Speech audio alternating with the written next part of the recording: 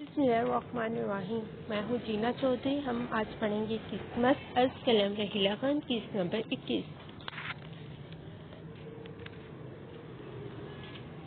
अराज दरवाजा खोले अंदर आया। कैसे लगा मेरा प्लान? तुम ही से करवाया ना निकाह के लिए इकरार। अराज ने कमरे में आते ही सफेद फ्रॉक में बेड पर बैठी रिमल को देखकर कहा। रिमल ने नासमझी से इसे देखा जो जीन्स की पॉकेट्स में दोनों हाथ डाले मज़ाक़ा खेज मुस्कुराहट सजाए पूरी शान के साथ खड़ा था। ये क्या मतलब आराज भाई? रिमल ने चेहरे पर उलझन लिए आराज से कहा। इसे अब लग रहा था जिस तरह सबने निकाह के लिए फोर्स किया है वो सब इसके प्लान में शामिल थे, और ये सोच आते ही रिमल सुनसी हो गई। हैरत और बेयकीनी की कैफियत में वो आराज को देख रही थी। उठो वहाँ से, आराज हाथ की मुट्ठी बनाए गुस्से जब्त करते बोला। रिमल इसकी सर तासीर देखकर जल्दी से इसके बेड से उतरी। यहाँ आओ, एक नया फरमान जारी हुआ, पर रिमल अपनी जगह से ना हिली। ढीठ लड़की आराज बड़बड़ाया और सेकंड में इस तक पहुंची और इसकी कलाई जोर से पकड़ी।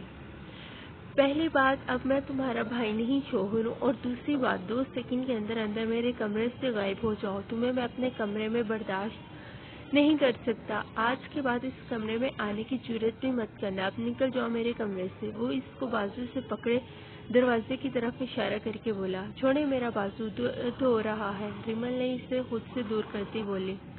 शर्म आनी चाहिए आपको। अपनी नफरत में इतना गिर गए कि बदला लेने के लिए निकाह कर लिया, सबको अपने प्लान में शामिल कर लिया। अगर इनको पता होता कि आप ये शादी बदले के लिए कर रहे हैं तो शक्ल तक देखना गवारा नहीं करते आपकी। चटाक आवाज नीचे रखो, आई समझ? अगली बार मेरे सामने इस तरह बोली तो जुबान काट दूंगा तुम्हारी। रिमल बुत बनी अपनी गाल पर हाथ रखे इसे देख रही थी, जैसे इससे ये उम्मीद तो ना थी। सुना नहीं तुमने? रिमल वैसे ही खड़ी इसकी बेहिस्सी देख रही थी। इसकी आंखों से अश्क रवां थे। रिमल ने भीगी पलकें उठाकर ऐसे देखा। आराज तो इसे ही देख रहा था। इसकी नीली आंखों में तैरता पानी और सुर्खी देखकर हैरान रह गया। इससे ये मंजर खूबसूरत तरीन लगा और रिमल जख्मी नजरों से इसे देखने लगी। आराज तो इसकी आंखों में खो गया था। वो 2 कदम का फासला मिटा के इसके पास आया और हाथ बढ़ाकर इसकी आंखों को छूना चाह के रिमल ने हाथ झटक दिया। बहुत पछताएंगे आप। अपनी नफरत में आप खुद जलेंगे। ये नफरत आपको बर्बाद कर देगी। इस वक्त आपको एहसास होगा कितनी बड़ी गलती आपने की। रिमल इसकी आंखों में देखकर कहती वहां से अपने कमरे की जानिब चली गई। आराज अपनी बेखुदी पर हैरान रह गया और अपने बालों में हाथ फेर के इसकी नजरों को याद करके यहाँ वहाँ चक्कर काटने लगा। पर फिर भी जब सुकून ना मिला तो सिगरेट सुगलाकर लबों में दबाते गाड़ी की चाबी उठाता बाहर निकल गया। रिमल अपने कमरे में आकर हिचकियों से रोने लगी। क्यों आखिर क्यों आप सब मेरी खुशी नजर न आई? जो आप लोगों ने भी इसका साथ दिया, आखिर क्यों? आप सब ने मिलकर मुझे धोखा दिया, मेरा जब्त आजमाया, और मैं सोचती रही कि वो वाकई अंजुम को लेकर चला जाएगा।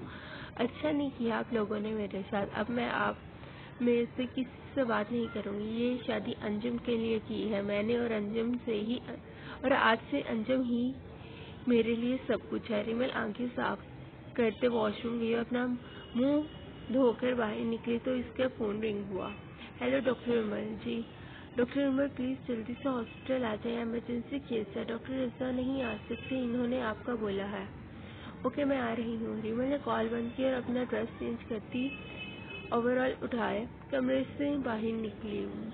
मेंशन में मुकम्मल सन्नाटा था। हर कोई अपने अपने कमरे में था, इसलिए वो बगैर किसी को बताए पोस्ट में आई, और इस वक्त ड्राइवर भी अपने क्वार्टर में था तो वो खुद ड्राइविंग सीट पर बैठी और गाड़ी मेंशन से निकाल के रोड पे डाली। आराज रोड साइड पर गाड़ी खड़ी किए इसके बोनट पर बैठकर सिगरेट पी रहा था जब रिमल की गाड़ी फुल स्पीड से इसके पास से गुजरी। ये पागल लड़की कहाँ जा रही है इस वक्त? कहीं वापस? आराज जंप लगाकर नीचे उतरा और अपनी गाड़ी में बैठ के इसके पीछे लगाई। रिमल अपनी धुन में जा रही थी जब एक गाड़ी फुल स्पीड से इसे क्रॉस करती कुछ फासले पर इसके सामने सड़क के दरमियान रुकी। रिमल ने जल्दी से ब्रेक लगाई। आराज तनपन करता अपनी गाड़ी से उतर के इसके पास आया। रिमल तो इसको यहाँ देखकर ही चकरा गई। अराज ने शीशा बजा के बाहर निकलने को कहा। रिमल ने बाहर निकलने के बजाय शीशा नीचे किया। क्या है आपको? आप मेरा पीछा कर रहे हैं? मुंह बंद रखो अपना और बाहर निकलो। रिमल बैट निकाल कर बाहर निकली। अराज ने इसे पकड़ के इसी गाड़ी के साथ पिन किया। कहाँ जा रही हो इस वक्त? आपसे मतलब। रिमल इसके बाजू से हटाते बोली। मुझसे ही मतलब है अब तुम्हारा। बताओ कहाँ जा रही हो? हॉस्पिटल। रिमल ने एक तरफी जवाब दिया। हॉस्पिटल क्यों? डॉक्टर मैं इमरजेंसी में किसी भी वक्त डॉक्टर को जाना पड़ता है। अब छोड़े मेरा रास्ता। मैं छोड़ देता हूँ तुम्हें। जरूरत नहीं। रिमल इसको जवाब देकर गाड़ी में बैठने लगी कि आरास ने इसे अपनी जानिब खींचा। मुझे ये नखरे दिखाने की जरूरत नहीं और ना ही मुझे तुमसे प्यार है। शोहरों तुम्हारा जो कहा है वो करो और जाकर गाड़ी में बैठो। आरास ने रात को इसका यूं अकेले जाने का सोचकर कुछ छोड़ने का फैसला किया। पर मैं आपको नहीं मानती अपना शोहर और ना आप मुझे साथ ले जाना है। आपके साथ जाना है। तुम ढीठ हट्टी मुझे अच्छे से आता है बनवाना। अब मेरी जब्त का इम्तिहान मत लो। तुम्हें रोड पर ही बताना पड़ेगा मैं तुम्हारा शोहर हूँ। इसकी मायने है इस बात पर रिमल गुस्से से कूदती इसकी गाड़ी में जाकर बैठ गई। आराज ड्राइवर को एड्रेस बताकर रिमल की गाड़ी घर ले जाने का कहा कर अपनी गाड़ी में आया और बिना इसको देखे गाड़ी स्टार्ट की। सुबह रिमल घर आई थकी थकी सी आंखों से भिजाए आंखें नजरें सामने गईं जहाँ पूरी फैमिली नाश्ता कर रही थी। आराज रात रिमल को छोड़कर आ गया था। इसने ही बताया था कि रिमल हॉस्पिटल है। दादी इससे नाराज हुई थी कि शादी की पहली रात कैसे अपनी बीवी को जाने दिया। रिमल सबको नजरअंदाज करती वहां से गुजरने लगी जब अपनी माँ की आवाज पर रुकी।